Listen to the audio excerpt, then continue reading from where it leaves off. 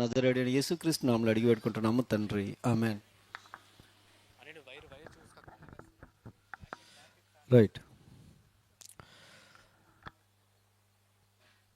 వేదికను అలంకరించిన పెద్దలకు, అలాగే కూడిచ్చిన మీ అందరికీ కూడా క్రీస్తు పేరిట శుభాభివందనాలు. మరి ఐజాక్ కూడా వేదిక మీదకి రావాల్సిందిగా ప్రొపేట మనవి చేస్తున్నాను. వచ్చాను నాన్న.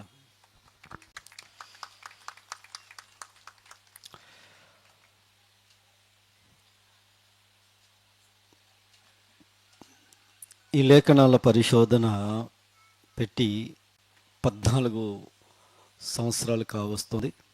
అయితే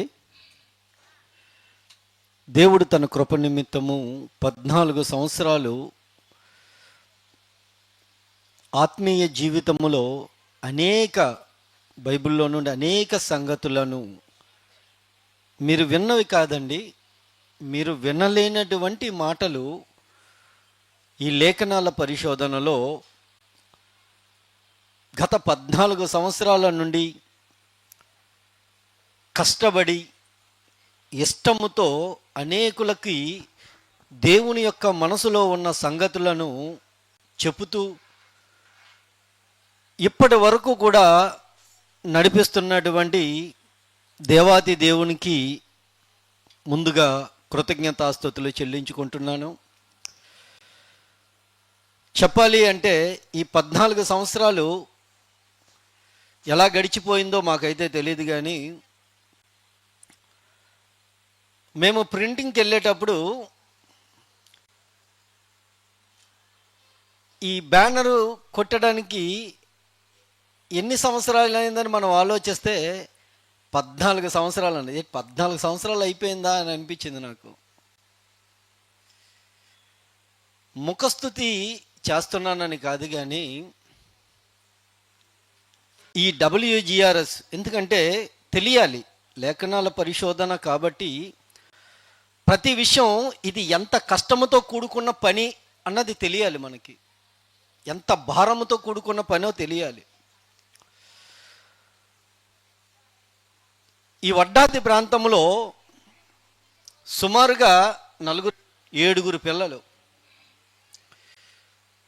2011లో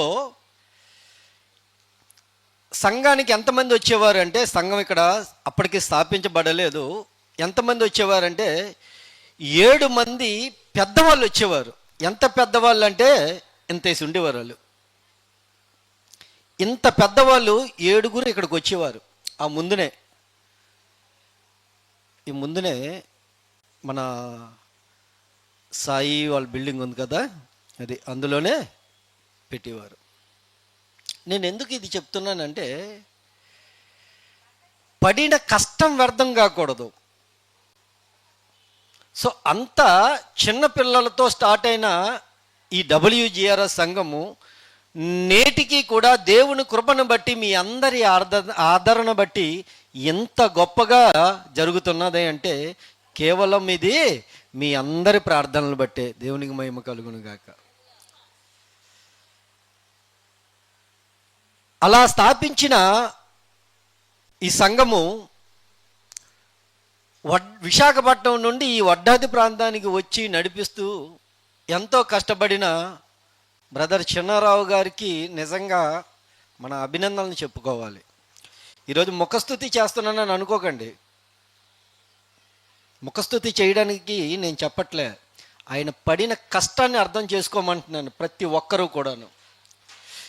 ఈరోజు వైజాగ్లో ఉన్న WGRS సంఘం కావచ్చు, లేదా వడ్డాది ఈ వీరవిల్లి అగ్రహారంలో ఉంటున్న సంఘ విశ్వాసులు కాబట్టి ఆయన కష్టాన్ని గుర్తించమంటున్నా. ఆయన అంతగా అక్కడ నుండి ఇక్కడికి వచ్చి నడిపిస్తున్నాడంటే సామాన్యమైన విషయం కాదు. అలాగే ఇక్కడ నడిపిస్తున్నటువంటి భాస్కర్ రావు నా సహోదరులే, బొబ్బిలి ప్రాంతం నుండి వచ్చి నడిపిస్తున్నారు. నేను ఎందుకు వీళ్ళ గురించి చెప్తున్నాను అంటే, వాళ్ళ కష్టానికి ప్రతిఫలం మీరు గమనించండి. వారి కష్టానికి ప్రతిఫలం మీరు ఎలాగుండాలి, వాళ్ళు ఎలాగైతే ఉన్నారో వాళ్ళకి మాదిరిగా మీరు ఉండాలి, ఇంకా వాళ్ళకంటే ఎక్కువగా ఉండాలి మీరు. అదే వాళ్ళ ఆలోచన. కనుక ఇంత కష్టపడిన కష్టానికి ప్రతిఫలము మీరే కాబట్టి దేవుడు జ్ఞానవంతులను గురించి కొన్ని మాటలు చెప్పాడు. సో ఆ మాటలు మనం వింటూ వెళ్దాం. దేవుడు ఎప్పుడు తనకి తాను ఇంట్రడ్యూస్ చేసుకుంటూ అంటే తనకు తను పరిచయం చేసుకుంటూ మరొకరికి మనిషిని దేవుడు పరిచయం అవుతూ ఎవరిని తీసుకునేవారంటే ఒక అబ్రహాముని తీసుకునేవారు, ఒక ఇస్సాకుని తీసుకునేవారు, ఒక యాకోబుని తీసుకునేవారు. ఆఫ్టర్ ఆల్ భూమి మీద 60-70 సంవత్సరాల కాలము బ్రతికి మరణించి మట్టిలో కలిసిపోయిన మనిషి గురించి ఎంతో గొప్పగా చెప్పుకుంటున్నాడు దేవుడు. నేను ఎవరు అనుకుంటున్నాడు? అబ్రహాము దేవుణ్ణి. నేను ఎవరు అనుకుంటున్నా? ఇస్సాకు దేవుణ్ణి.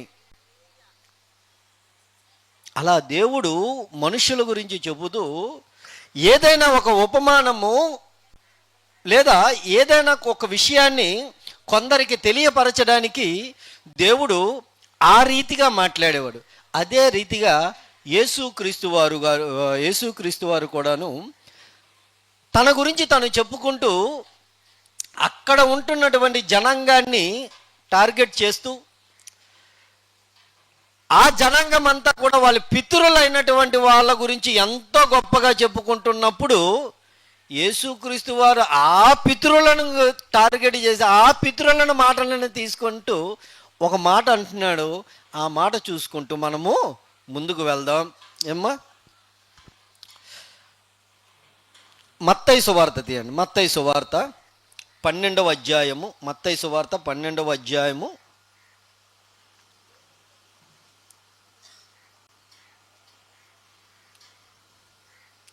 42వ వచనం ఒక మంచి మాటను రాయించాడు, చూడండి. విమర్శ సమయమున దక్షిణ దేశపు రాణి ఈ తరము వారితో నిలవబడి వారి మీద నేరస్తాపము చేయును. ఆమె సొలొమోను జ్ఞానము వినుటకు, బాగా వినాలి, అక్కడ ఒక మనిషి పేరు చెప్తున్నాడు. ఆమె సొలొమోను జ్ఞానము వినుటకు భూమాంతముల నుండి వచ్చెను. ఇదిగో సొలొమోను కంటే గొప్పవాడు ఇక్కడ ఉన్నాడు. దేవుడు చెప్తున్నాడు, ఇది అక్కడ ఉన్న జనంగానే చెప్తున్నాడు. ఇది సొలొమోను గురించి మీరు గొప్పగా మాట్లాడతారు కదా, కానీ ఆ సొలొమోను కంటే గొప్పవాడు ఇక్కడ ఉన్నాడు అన్నాడు. కేవలం 60-70 సంవత్సరాలు బ్రతికి మరణించిన మనిషి కంటే ముల్లోకాలను సృష్టించిన సృష్టికర్త అయిన దేవుడు కంపారిజన్ చేసుకుంటూ మాట్లాడుతున్న మాట ఇది. ఆయన గురించి యోహాను సువార్త తీయకండి, మీ అందరికీ తెలిసిందే. కలిగి ఉన్నది ఏదియును క్రీస్తు లేకుండా కలగలేదు అన్న మాట ఉంటుంది. అలాగా ముల్లోకాలను సృష్టించిన సృష్టికర్త ఒక మనిషిని టార్గెట్, ఒక మనిషిని గురించి ఎత్తుకుంటూ ఇదిగో ఆ మనిషి కంటే ఇక్కడ ఉన్నవాడు గొప్పవాడు అంటున్నాడు. ఆ వ్యక్తికున్న పేరు బైబిల్ గ్రంథంలో అతని కంటే జ్ఞానవంతుడు లేదని చెప్తుంది బైబిల్. ఎంత జ్ఞానవంతుడు ఆయన? చాలా జ్ఞానవంతుడు. ఎందుకు అంటే ఇశ్రాయేలీలకు రాజుగా ఈయన 40 సంవత్సరాలు పరిపాలించి ఏ యుద్ధము లేకుండా చాలా చక్కగా జ్ఞానముతో పరిపాలించాడు. ఇతనికి అంత పాండిత్యం ఎక్కడ వచ్చింది అంటే, ఒకానొక సందర్భంలో దావీదు గారు చనిపోయిన తర్వాత ఇశ్రాయేలీయులను పరిపాలించడానికి రాజుగా ఈయన ఎన్నుకున్న తర్వాత ఈయన ఒక ప్రార్థన చేస్తారు. ఏంటంటే, ప్రభువా నీ జనాంగాన్ని పరిపాలించడానికి నాకు జ్ఞానాన్ని దయచేయి అని దేవుడి దగ్గర ఆ మొరను పెట్టేటప్పుడు అది దేవుడికి ఇష్టమైంది. ఆ మొర దేవుడికి ఇష్టమై జ్ఞానముతో పాటు ఆయనకి ఇచ్చింది ఏంటంటే ఐశ్వర్యమును కూడా దయచేశాడు. సో ఈయన గురించి మనం చాలా గొప్ప గొప్పగా మాట్లాడుతుంటాం. అయితే ఇశ్రాయేలు జనాంగం ఎవరైనా సరే ఇశ్రాయేలీలందరూ కూడా బానిసత్వం నుండి విడిపించిన తర్వాత మోషే గారి ద్వారాగా దేవుడు ఇశ్రాయేలు జనాంగాన్ని విడిపించిన తర్వాత ఒక ధర్మశాస్త్రాన్ని ఇవ్వడం జరిగింది వాళ్ళకి. ధర్మశాస్త్రము ఎందుకు ఇచ్చారంటే, ఇదిగో నా పిల్లలు ఇలా బ్రతకాలి, ఇవి చెయ్యకూడదు, ఇది చెయ్యకూడదు అని ఒక ధర్మశాస్త్రాన్ని ఇచ్చాడు. మనకి కూడా ఒక ధర్మశాస్త్రం ఉంది. ఈ భూమి మీద క్రైస్తవులకి 2 ధర్మశాస్త్రాలు ఉంటాయి. తెలుసమ్మా? 2 ధర్మశాస్త్రాలు ఉంటుంది క్రైస్తవులకి. ఒకటి ఇహలోకపరమైన రాజ్యాంగము, ఒకటి దేవుడు వ్రాయించిన ధర్మశాస్త్రము కట్టడలో ఒకటి. సో ఈ రాజ్యాంగాన్ని మీరకూడదు, మనిషి ఇలా బ్రతకాలి, ఇలా చెయ్యాలి, లేదంటే దీనిని శిక్ష విధిస్తాను అని రాజ్యాంగములో ఉంటున్నటువంటి మాటలను బట్టి ఈ లోకములో మన బ్రతుకుతున్న కాలమంతా కూడా అది మనకి అప్లై అవుతూనే ఉంటుంది. సో అలాగే ఇశ్రాయేలు జనాంగానికి కూడా నడిపించడానికి వాళ్ళ బ్రతుకులను గురించి దేవుడు ధర్మశాస్త్రం అనేది ఇచ్చాడు. ఆ ధర్మశాస్త్రంలో వాళ్ళు ఎలా బ్రతకాలి, ఏం చెయ్యాలి, ఏం చెయ్యకూడదు, వీటన్నిటిని గురించి రాయించాడు. వీటన్నిటిని గురించి రాయించి మీరు ఇలాగ గనక నేను చెప్పినట్టుగా నడిస్తే మీకు దీవెనలు వస్తుంది అన్న. రైట్. ఇది ఎవరు పాటించాలి ఈ ధర్మశాస్త్రం అన్నది? ఇశ్రాయేలీల జనాంగములో నుండి వచ్చిన రాజుల దగ్గర నుండి కిందనున్నటువంటి పాలేరు వరకు కూడాను అందరూ పరిపాలించాలి. నేను రాజుని కదా, నాకు ఇది వర్తించదు అన్నది ఏమీ లేదు. రాజులు సైతము ఈ ధర్మశాస్త్రాన్ని ఫాలో అవ్వాలి. ఫాలో అవ్వడమే కాదు, ఏం చెప్పాడో తెలుసా? ఈ ధర్మశాస్త్రాన్ని అలికిస్తూ ఏం చెప్పాడో తెలుసా? మీరు దీనిని 1 నెలకో 1 సంవత్సరానికో లేదా మీకు ఎప్పుడైనా ఖాళీగా ఉంటే చదవండి. ఈ ధర్మశాస్త్రం వల్ల ఏం చెప్పాడో తెలుసా దేవుడు? ప్రతిరోజు ఈ ధర్మశాస్త్రాన్ని మీరు చదవాలి. ఏం చెప్పట్లే, బైబిల్లోనికి వెళ్ళి చూద్దాం ఒక్కసారి. ద్వితీయోపదేశ కాండము 17వ అధ్యాయము, ద్వితీయోపదేశ కాండం 17వ అధ్యాయము 14వ వచనము నుండి చదువుదాం. నీ దేవుడైన యెహోవా నీకిచ్చుచున్న దేశమున నీవు ప్రవేశించి దాన్ని స్వాధీనపరుచుకొని అందులో నివసించి నా చుట్టూనున్న సమస్త జనము వలె నా మీద రాజును నియమించుకొందును అనుకొని ఎడల నీ దేవుడైన యెహోవా ఏర్పరిచి వానిని అవశ్యముగా నీ మీద రాజుగా నియమించుకొనవలెను. నీ సహోదరుల్లోనే ఒకని నీ మీద రాజు, నీ సహోదరుల్లోనే తప్ప బయట వాళ్ళు ఎవరు కూడా, అంటే ఇశ్రాయేలీలలోనే రాజుగా ఎన్నుకోవాలే తప్ప బయట వాళ్ళు ఎవరు కాదు. నీ సహోదరుడు కాని అన్యుని నీ మీద నియమించుకొనకూడదు. అతడు గొర్రెలను చెప్తున్నాడు చూడండి. ఇదిగో రాజుగా నిర్ణయించారు కదా మీరు నేను ఏర్పాటు చేయలేదు, మీరు నిర్ణయించుకున్నారు కదా రాజుగా. ఆయన ఎలాగుండాలో చెప్తున్నాడు. రాజుగా ఎవరైతే ఉన్నాడో వారిని గురించి మాట్లాడుతున్నాడు. బాగా మళ్ళీ చెప్తున్నాను, రాజుగా ఎవరైతే ఉన్నారో వారి గురించి మాట్లాడుతున్నాడు. ఏమన్నా తెలుసా? వారు గుర్రములను విస్తారముగా సంపాదించుకోవలదు. తాను గుర్రాలను ఎక్కువగా సంపాదించుకోకూడదు. తాను గుర్రములను హెచ్చుగా సంపాదించుకుడు గాను జనులను ఐగుప్తునకు తిరిగి వెళ్ళనీయకూడదు. మళ్ళీ ఎక్కడికి పంపించకూడదు?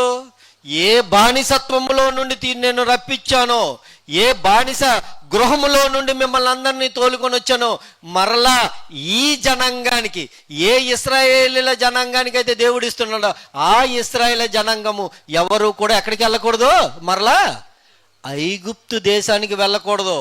దేని కొరకు నువ్వు వెళ్ళకూడదు.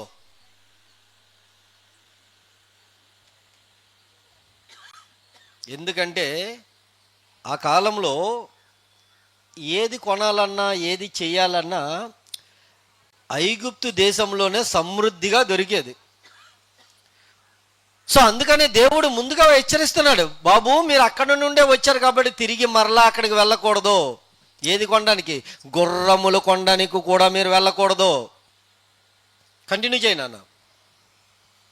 ఏలయనగా యెహోవా ఇక మీదట మీరు ఈ త్రోవలో వెళ్ళకూడదు, ఆ దారిలోనే వెళ్ళొద్దనేసాడు. చూడండి బాగా ఎందుకు నేను ఈ మాటలు చూపిస్తున్నానంటే, జ్ఞానవంతుడైన సొలొమోను దగ్గరికి వెళ్తాం ఈ మాటలు పట్టుకొనే.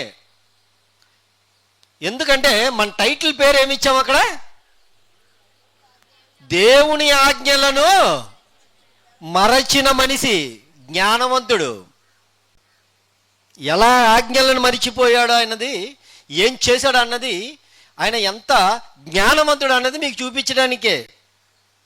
సొలొమోను గారు ఎంత జ్ఞానవంతుడు అన్నది మీకు చెప్పడానికే. ఎందుకంటే యేసుక్రీస్తు వారు ఏమన్నాడో తెలుసా? సొలొమోను కంటే గొప్పవాడు ఎక్కడ ఉన్నాడు అన్నాడు. ఆయనలా గొప్పవాడు, ఈయన ఎంత జ్ఞానవంతుడో మీకు చూపిస్తా బైబిల్లో నుండే. చదువున్నాను, కంటిన్యూ చేయి. తన హృదయము తొలగిపోకుండినట్లు అతడు అనేక స్త్రీలను వివాహము చేసుకోకూడదు, వెండి బంగారములైనను అతడు తన కొరకు బహుగా విస్తరింపజేసుకోకూడదు, బహుగా సంపాదించకూడదు. మరియు అతడు రాజ్య సింహాసనమందు ఆసీనుడై తరువాత లేవీయులైన యాజకుల స్వాధీనంలోనున్న గ్రంథమును చూచి ఆ ధర్మశాస్త్రమునకు ఒక ప్రతిని తన కొరకు రాసుకొనవలెను. అది అతని యొద్ద ఉండవలెను. తన రాజ్యమందు తానును తన కుమారులను ఇశ్రాయేలుల మధ్యను దీర్ఘాయుష్మంతులగుటకై తాను తన సహోదరుల మీద గర్వించి, తాను బాగా వినాలి, అక్కడ రాసుకో, అండర్లైన్ చేసుకోండి.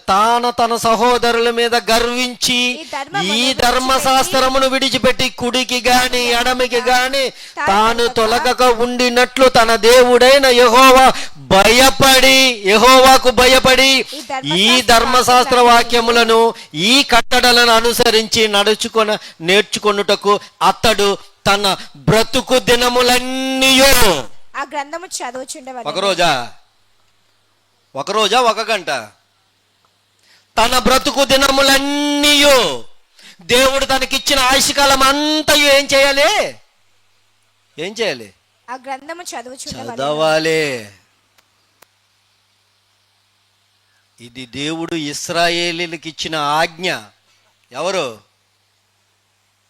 జ్ఞానవంతుడైన సొలొమోను పుట్టక ముందే ఇచ్చిన ఆజ్ఞలు ఇవి. దావీదు కంటే ముందే ఇచ్చిన ఆజ్ఞలు ఇది. సొలొమోను అంటే మనకి తెలిసింది ఏంటంటే, సొలొమోను గురించి ఆయన మహాజ్ఞానవంతుడు. బైబిల్ అందరికంటే, భక్తులందరికంటే జ్ఞానవంతుడు. ఆయన దేశము పరిపాలన శాంతికరంగా జరిగేది. సో అంత గొప్పగా పరిపాలించాడు ఆయన. ఆయన రచించిన రాతలకి ఎంతో జ్ఞానంతో ఉంటుంది అని. నిజంగానే జ్ఞానంతో ఉంటుందండి. చాలా జ్ఞానవంతంగా రాశాడండి ఆయన. కానీ ఏదైతే దేవుడు చెప్పాడో వాటికి దీటుగా బ్రతకడం మొదలుపెట్టాడు ఆయన. ఎలాగంటారా? ఇదంతా మనకి ఎప్పుడు తెలిసింది అనుకున్నారు? ఇదంతా సొలొమోను గారి గురించి ఎప్పుడు తెలిసింది అనుకున్నారు? సొలొమోను పరిపాలన చాలా గొప్పగా ఉంది, ఇదిగా ఉంది, అలాగుంది, ఇలాగుంది అని చెప్పేసి మనం ఎన్నోసార్లు విని ఉంటాం కదా. సొలొమోను ఇలా మరణిస్తాడు. బాగా వినాలి. సొలొమోను ఇలా మరణించిన వెంటనే తన కుమారుడు రెహబాము అనేది ఒక ఆయన పట్టాభిషేకానికి సిద్ధమవుతాడు. పట్టాభిషేకానికి సిద్ధమైతే యెరోబాము అని ఐగుప్తుకి వెళ్ళి దాక్కుంటాడు ఆయన. ఎవరి వల్లంటే ఈ సొలొమోను కోసమే. సొలొమోను చంపడానికి వెళ్తే సొలొమోనుకి భయపడి ఎక్కడికి వెళ్తాడంటే ఐగుప్తుకు వెళ్ళి దాక్కుంటాడు. ఐగుప్తులో సొలొమోను చెడిపోయాడన్న సంగతిని తెలుస్తుంది. తెలిసి ఇతని కుమారుడు ఇతనికి పట్టాభిషేకం అవుతుంది అనగానే ఐగుప్తులో ఉన్న జనాంగం అంతా కూడాను ఇతని పట్టాభిషేకానికి వస్తారు. ఎవరు? సొలొమోను కుమారుడైనటువంటి రెహబాము పట్టాభిషేకానికి. ఈ రెహబాము పట్టాభిషేకానికి వచ్చి వాళ్ళు చెప్పిన మాట ఏంటో తెలుసా?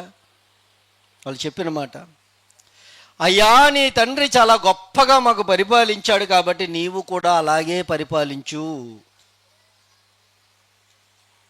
అనలే. ఏమన్నారో తెలుసా?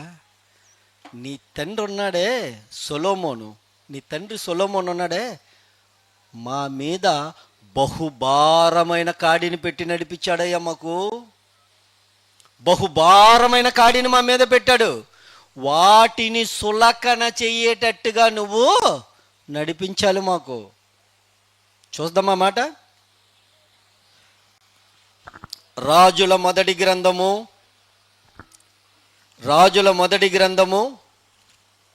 12వ అధ్యాయము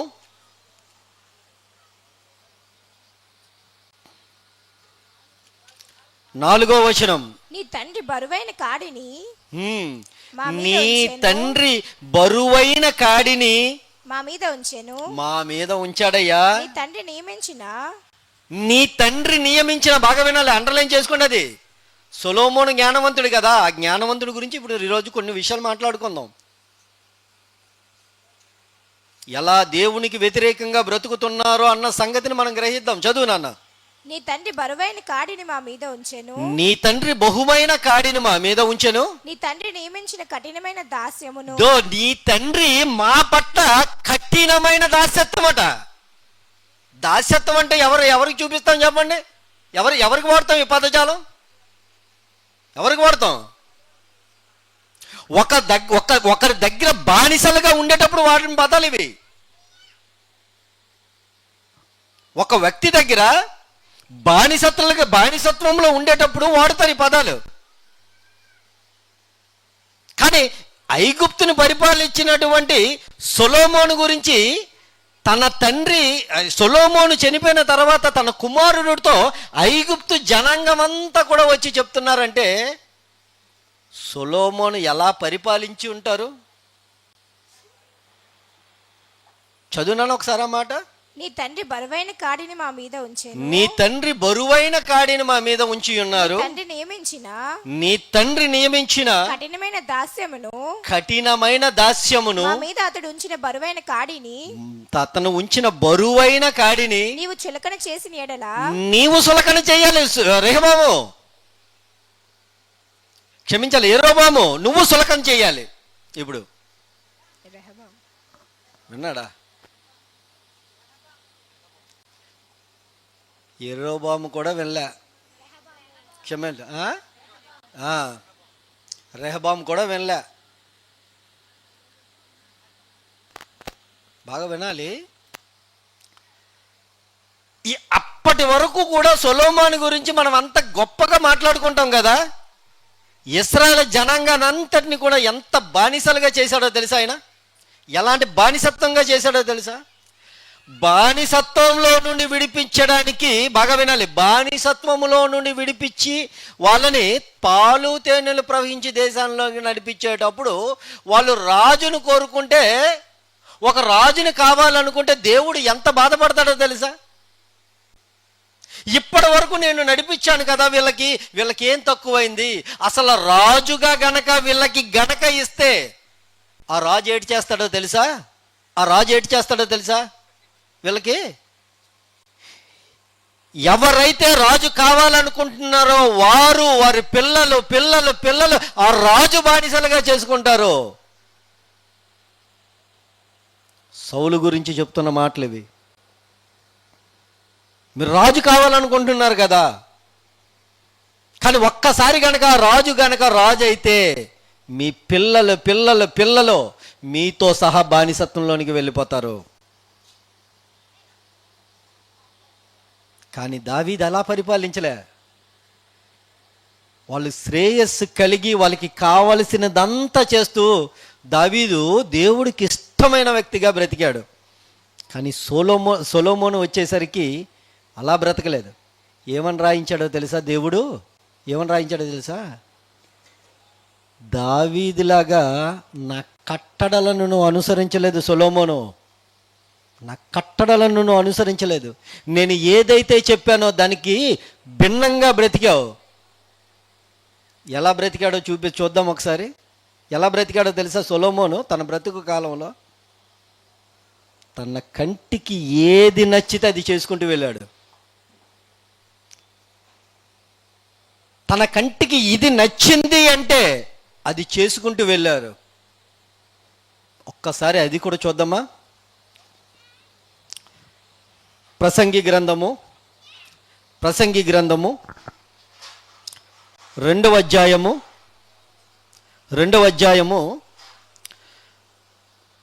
2త్వరగా నాన్న 4వ వచనం నుండి, నేను గొప్ప పనులు చేయబూనుకుంటుని. గొప్ప పనులు అంటే ఏమనుకుంటున్నారు?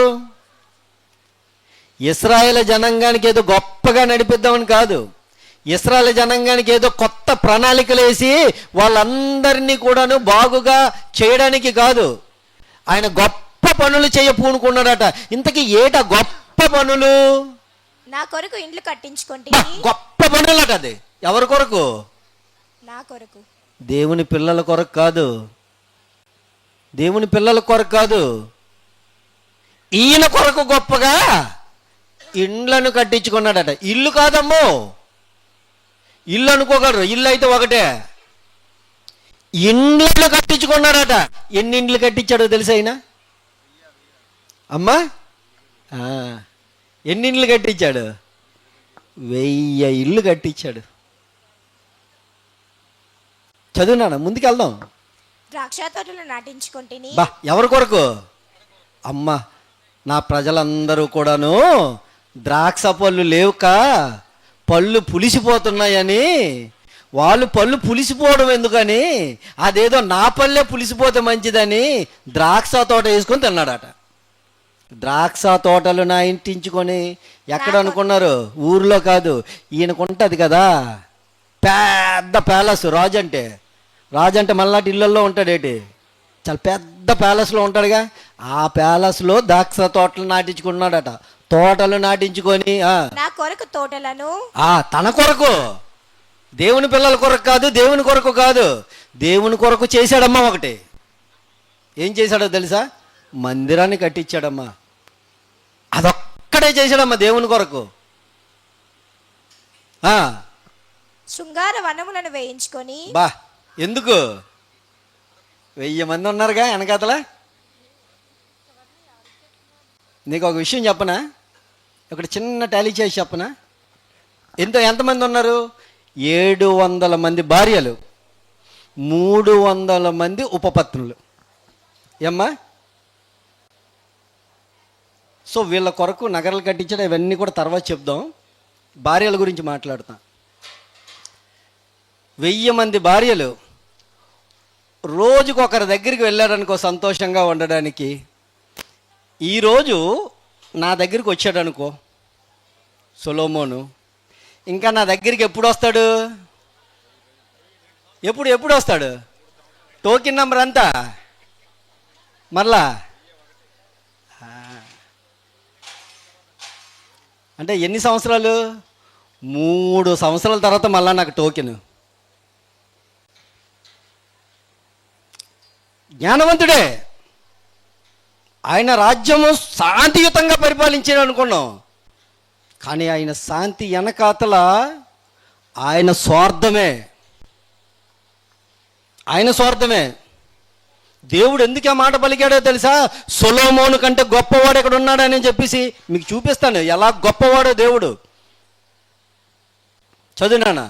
నా కొరకు తోటలను, శృంగార వనములను వేయించుకొని వాటిలో సకల విధములైన ఫల వృక్షములను నాటించి తిని. అన్ని ఫలాలు అలాగా, అంటే ఏది కావాలంటే అది తీసుకొని చక్కగా యాపిల్ అలా తీసుకొని తినేవాడు. అమ్మా దానిమ్మ అంటే రాణి అనగానే ఇలా కోసి దానిమ్మ దాంట్లో నుండి తీసి ఇచ్చేవారు. మహానుభావుడమ్మా. చదువు. వృక్షముల నారమందులకు నీరు పారుటకై చెరువులను త్రవ్వించుకొంటిని. పనివారిని పని గత్తెలను సంపాదించుకొంటిని. నా ఇంట పుట్టిన దాసులు నాకుండిరి. యెరూషలేమునందు నాకు యెరూషలేమునందు నాకు ముందుండిన వారందరికంటే ముందున్న రాజులందరికంటే ఎక్కువగా ముందున్న పితరులందరికంటే ఏం చేశాడట? ఎక్కువ పనుల మందులను, అబ్బా, పశుల మందలు, గొర్రె మేకలు బహు విస్తారంగా దేవుడు ఏమని చెప్పాడండి? విస్తారంగా నువ్వు సంపాదించమని ఏం చెప్పాడు దేవుడు? ఇప్పుడు ద్వితీయోపదేశకాండానికి రండి. ఏం చెప్పాడు దేవుడు అక్కడ? నువ్వు విస్తారంగా ఏంటి గుర్రములు సంపాదించొద్దు అన్నాడా? గుర్రములను విస్తారంగా సంపాదించొద్దు అన్నారా ద్వితీయోపదేశకాండంలో? అతడి గుర్రములను విస్తారముగా ఎవరు రాజైన వాడు ఎవడైతే ఉంటాడో వాడు గుర్రములను ఎక్కువగా సంపాదించకూడదు అన్నాడా? మరి ఏం చేశాడు ఇక్కడ? అయ్యా, గుర్రములు సంపాదించలేదయ్యా, ఆయన గొర్రెలను మేకలను సంపాదించాడంటారా? అవి కూడా సంపాదించకూడదు. అర్థమైందా? అవి కూడా సంపాదించకూడదు. ఇంకా చదువు నాన్న. యెరూషలేమునందు నాకు ముందున్న వారందరికంటే కంటే ఎక్కువగా పశుల మందులను, గొర్రె మేకల మందలను బహు విస్తారముగా సంపాదించుకొంటిని. నా కొరకు నేను వెండి బంగారములను, రాజుల సంపాదించు సంపదను, ఆయా దేశములలో దొరుకు సంపదను కూర్చుకొంటిని. నేను గాయకులను, గాయకురాండ్లను,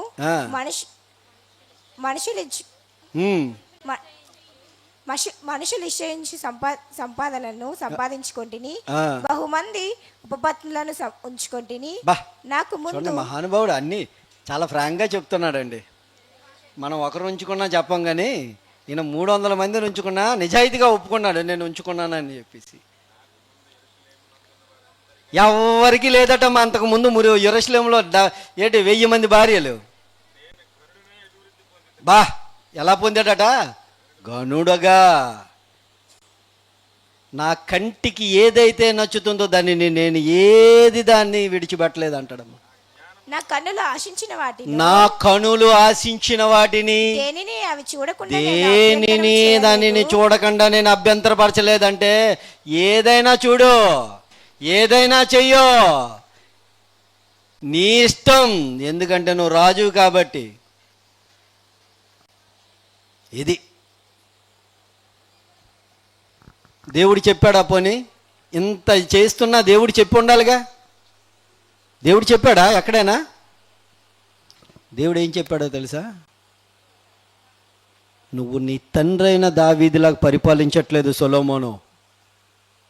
నువ్వు ఎలా పరిపాలిస్తున్నావో తెలుసా? నా ఆజ్ఞలు గైకొనట్లేదు నువ్వు. నేను పెట్టిన కట్టడలను మర్చిపోయావు సొలొమోను. నువ్వు ఎలా బ్రతుకుతున్నావో తెలుసా? నీ ఇష్టానుసారంగా బ్రతుకుతున్నావు కాబట్టి నేను నీ తండ్రికి ఇచ్చిన వాగ్దానము ఇక నీ దాంట్లో నెరవేర్చబడదు. చూడండి ఒకసారి రాజుల మొదటి గ్రంథము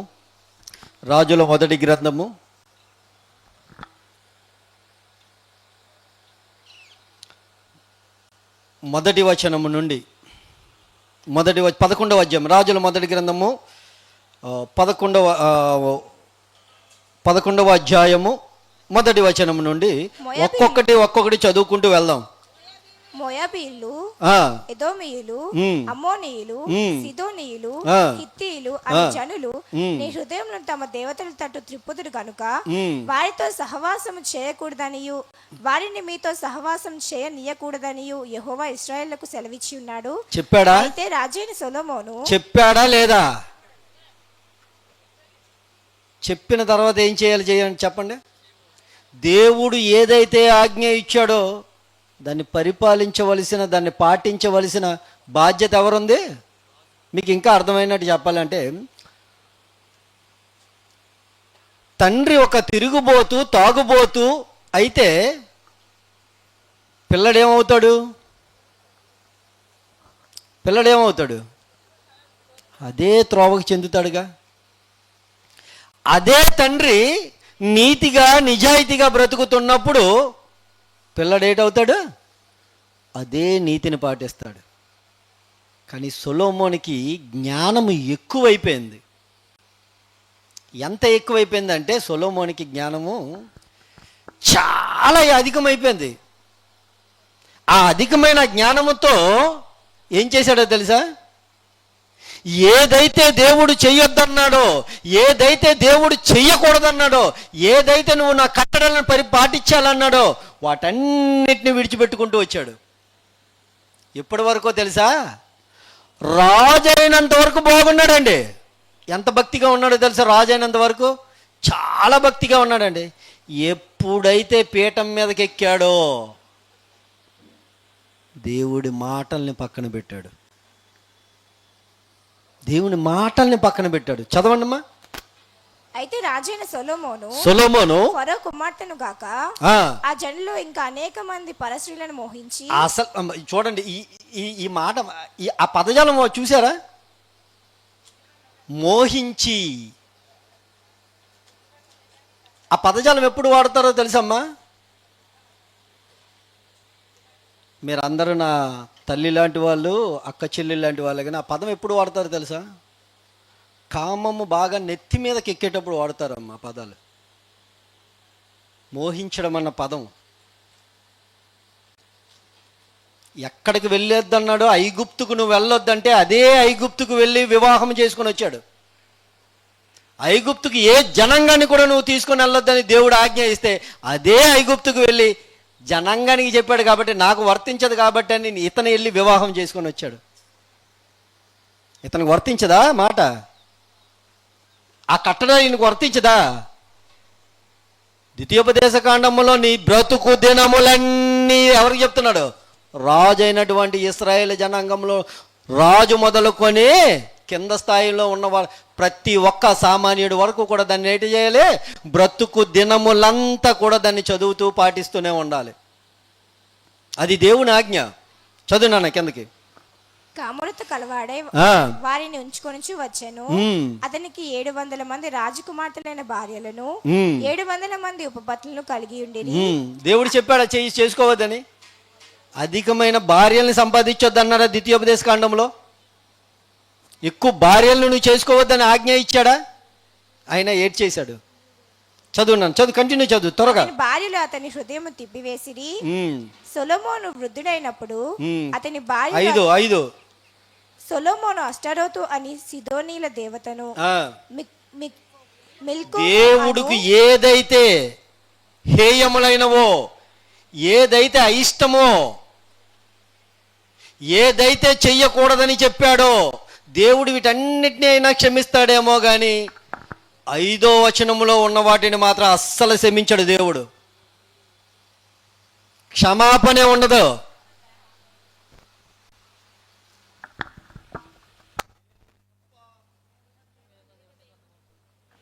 సొలొమోను ఏడ్ చేశాడో తెలుసా?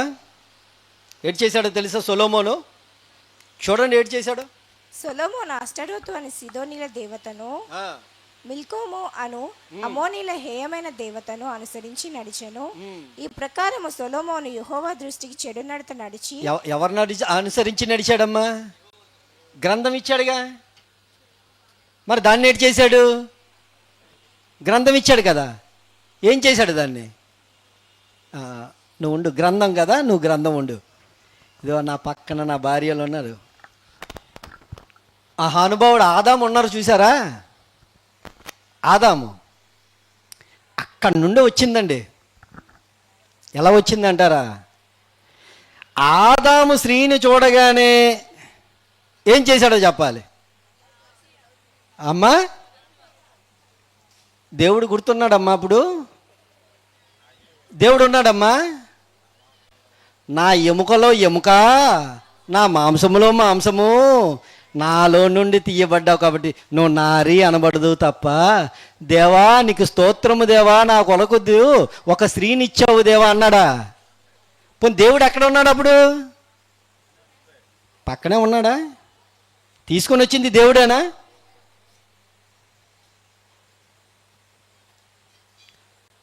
భార్యను చూస్తే ఐఏఎస్ ఆఫీసర్ కూడా, అయ్యగారు అప్పుడప్పుడు చెప్తుంటాడు, ఐఏఎస్ ఆఫీసర్తో కూడా పని అవ్వలేంది భార్యలతో అవుతుందట పని. ఎందుకు? భార్య మాట వినకపోతే ఏమవుతుంది? గిన్నెలు సొట్టబడుతుందయ్యా, మన మీదకి రారు, వాళ్ళు మంచోళ్ళు అయ్యా, చాలా మంచోళ్ళు భార్యలు అంటే, చాలా మంచోళ్ళు. గిన్నెలు మాత్రమే సొట్టబడుతుంది. కిరణ్ అయిందా? సొట్టబడలేదు ఎప్పుడు? మా ఇంట్లో అప్పుడప్పుడు సౌండ్లు వినిపిస్తుంటుందిలే, అందుకని ముందు చెప్పాను, ఎక్స్పీరియన్స్.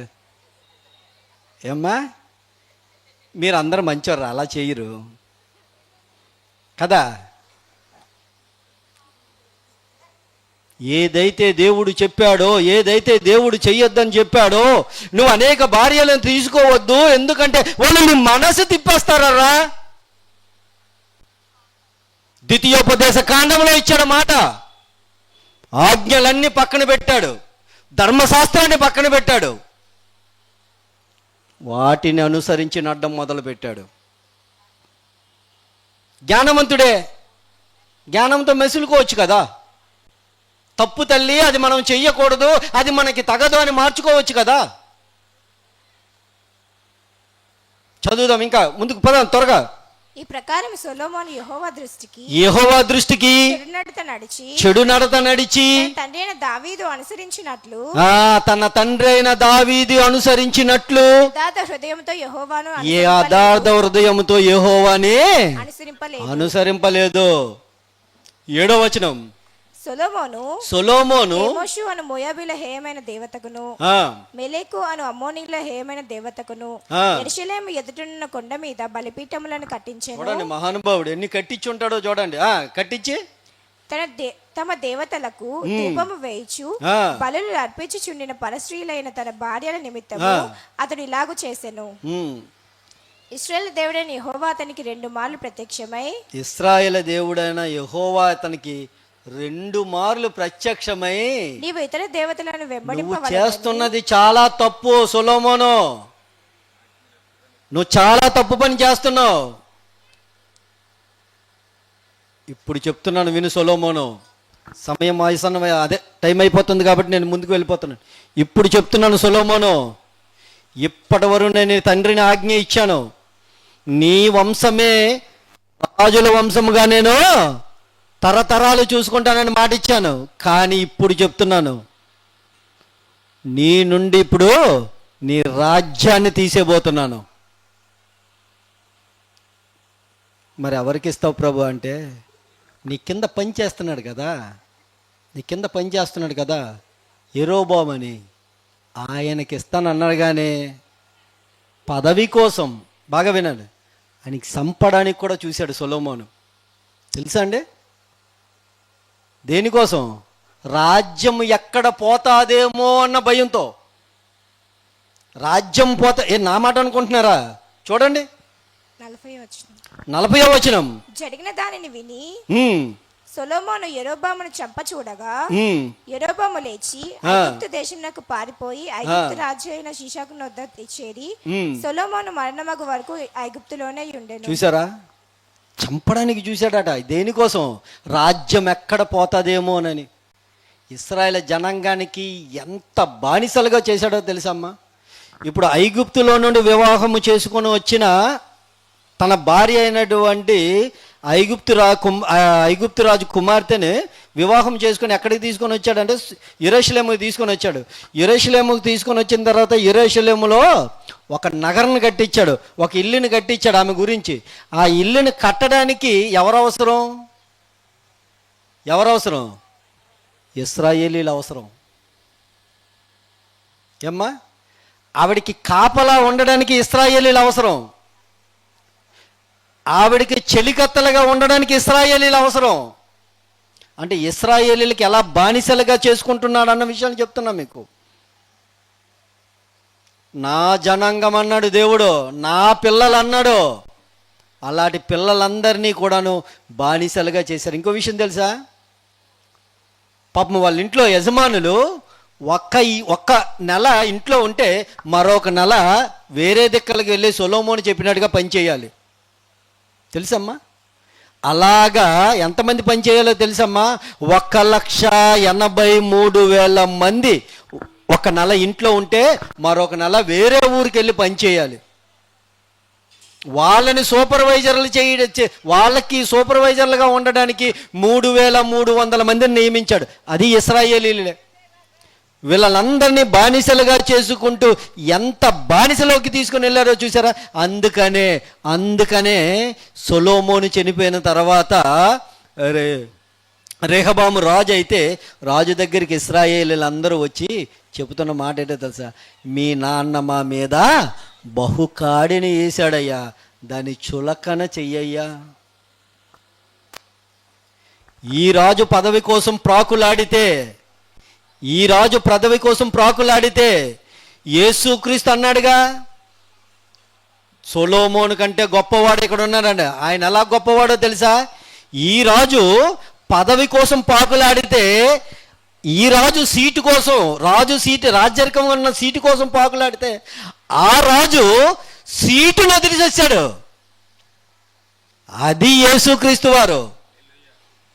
యేసుక్రీస్తు వారు ఎలాంటి తెలుసా?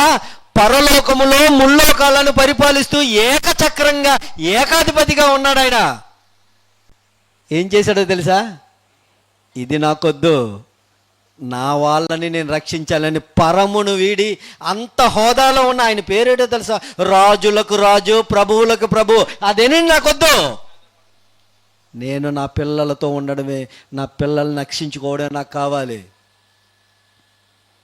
సీటును వదిలేసి వచ్చాడండి, సమస్తాన్ని విడిచిపెట్టి వచ్చాడు. అది కదా. ఆయన గురించి ఒక్క మాట చూపించి నేను ముగించేస్తానండి. ఒక్క మాట. యేసుక్రీస్తు వారి ఆయన ఎలాగొచ్చారో ఫిలిప్పీలు రాసిన పత్రిక 2వ అధ్యాయము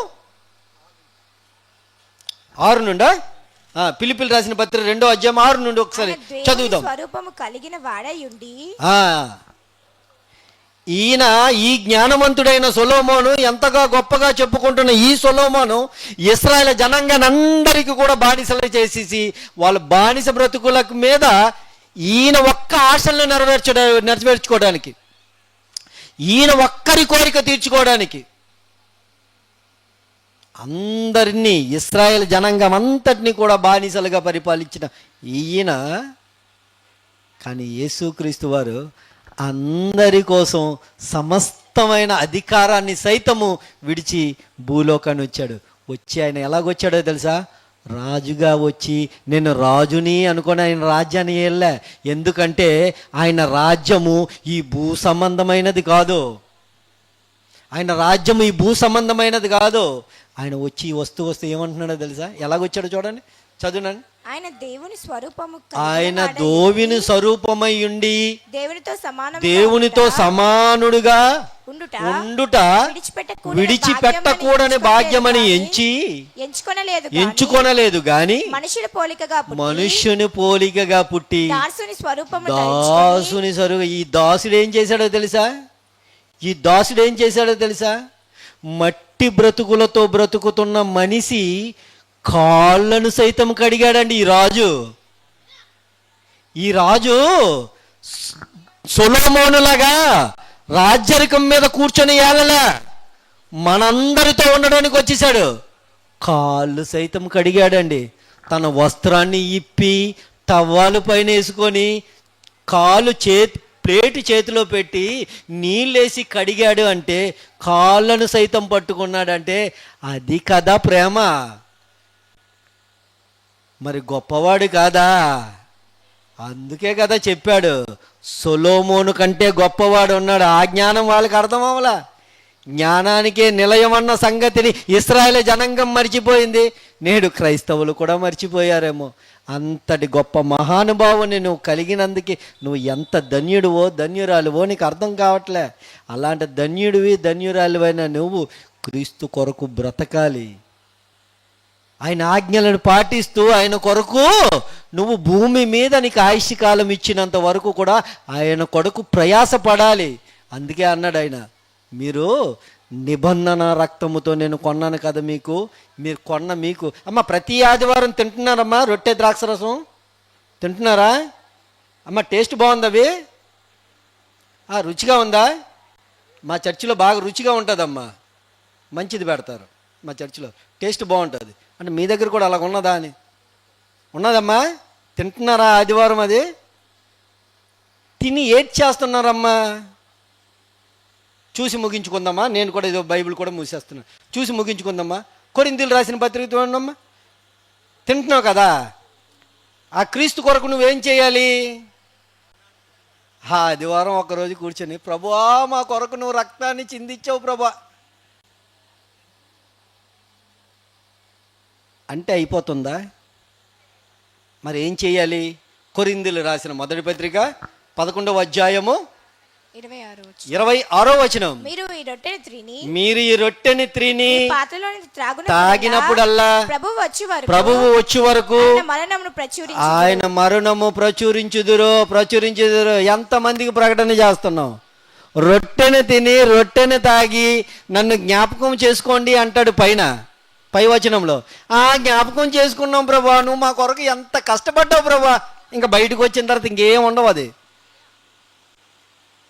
అలాగుండకు. నీవైనా నేనైనా ఎలాగుండాలో తెలుసా? రోజుకు ఒక్కసారైనా ఒక్కరికైనా సువార్త ప్రకటించు. అది దేవుడికి ఇష్టమైన కార్యం. అది ఆ ఇష్టమైన కార్యం చేయడానికే నీకు భూమి మీద ఆయుష్ని ఆరోగ్యాన్ని ఇస్తున్నాడని మిమ్మల్ని అందరినీ కూడా హెచ్చరిస్తూ నన్ను నేను హెచ్చరించుకుంటున్నాను. కళ్ళు మూసుకుంటే చిన్న ప్రార్థనతో ముగించేస్తాను. సకలాశీర్వాదాలు కారణభూతుడైన నా ప్రియ పరలోకపు తండ్రి, అయ్యా మీ పిల్లలకి జ్ఞానయుక్త